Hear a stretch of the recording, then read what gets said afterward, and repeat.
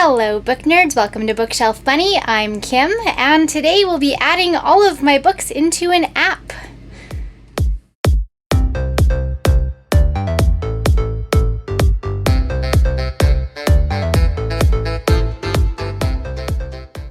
Okay, book nerds, today I'm going to go through the Bookshelf app. So this is another step on my journey to organizing all of my books. I was introduced to Bookshelf through Diamond at A Little Geek, A Little Chic. I will post a link to her video in the description below so you can check it out. The reason I want to use an app like this is because it allows me to scan in by barcode. So as I purchase a new book, I scan it in and then it's just in my shelf virtually, as well as my real shelf. And that way, if I'm out and about at a bookstore, looking at thrift shop books, whatever, I can quickly and easily see if I've already got it or not. Okay, let's open it up. So it's going to start us on our books screen. So if you look across the top, just under where it says bookshelf, you've got books, shelves, and tags. So books is a running list of all of the books you've entered in, which is super convenient. And you can filter that or sort that any way you would like, really. Ascending, descending, title, author, pages, published date, however you feel is most convenient for you at the time.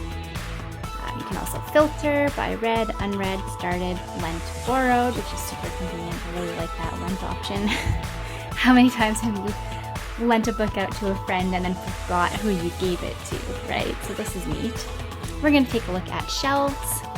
Shelves allows you to sort your books by categories, I guess. So I've only just started using this. I've only got ebooks in here so far, and I've just sort of split the shelves between the different platforms. And tags.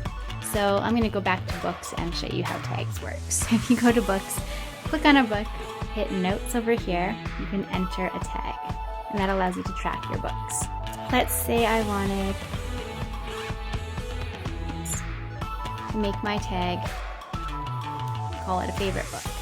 Now if I go to tags, that book is in my favorites. So just another way to help you organize and keep track. Now you'll also see once you've clicked on a book, there's info that gives you the author, the language, your synopsis, the different genres or categories it could fall under, publisher, publish date pages. This is really convenient. Now it also gives you this notes section where you can rate books as you read them. You can track starting and ending dates, enter notes as you read. You can record if it's part of a series or if it's a volume, and here's where you can do that nifty lent or borrowed section. So that's those three there.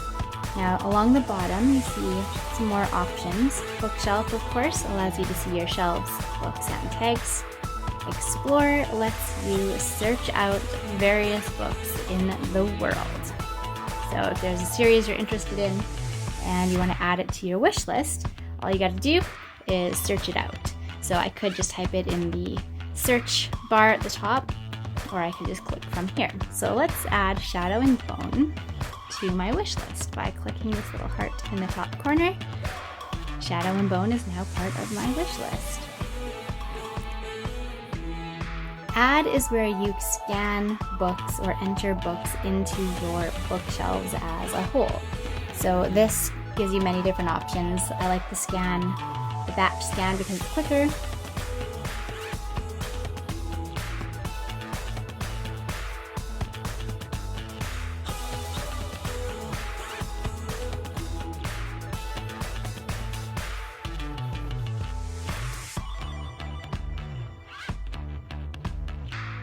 But let's say you're entering, like I did, all of your ebooks and you can't really scan your barcodes. You can just enter it in manually that way. Search it out and select it. Wishlist is where you add books that you want to read. So I've only just started adding things to it, but this is what I've got so far. Again, you can sort and search within your list. And then of course you've got your various settings for the app itself. So that's a short explanation as to how this app works and its different options. Now I'm going to start scanning all of my books.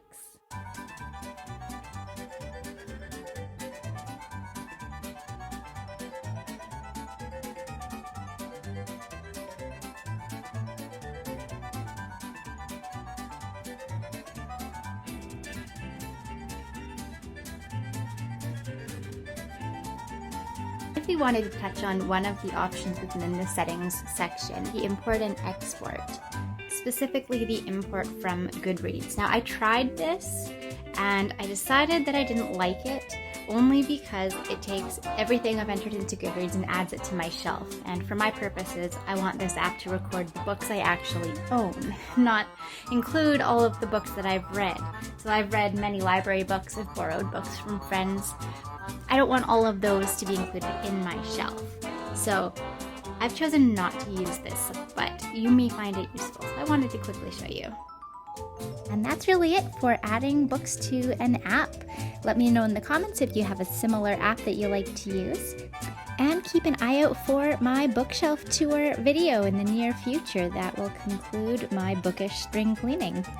That's it for me, book nerds, and as always, happy reading!